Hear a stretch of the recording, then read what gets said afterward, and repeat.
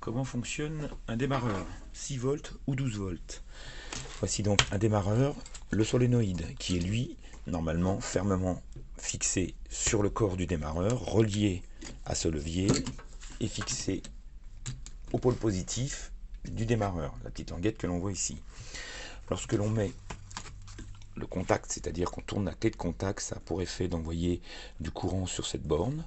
À l'intérieur des électroaimants, on pour effet de tirer sur ce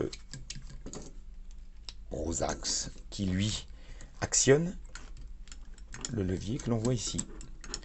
Le pignon que l'on voit vient s'enclencher dans le volant moteur et uniquement à ce moment-là, lorsqu'il est enclenché dans le volant moteur, l'axe ici a poussé à l'intérieur une rondelle qui vient se mettre en contact sur ces deux pôles.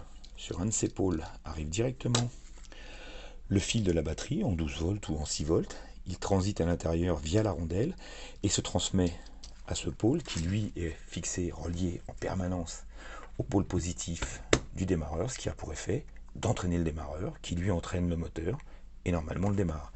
Dès que l'on coupe le courant, que l'on tourne la clé et qu'on arrête, cela coupe le courant ici, ça relâche ici le levier, donc le levier était comme ça a pour effet de le rentrer et de couper le jus à l'intérieur aussi, puisque la rondelle vient se désolidariser des deux pôles que l'on voit là, et le démarreur s'arrête de tourner puisque le moteur est normalement démarré.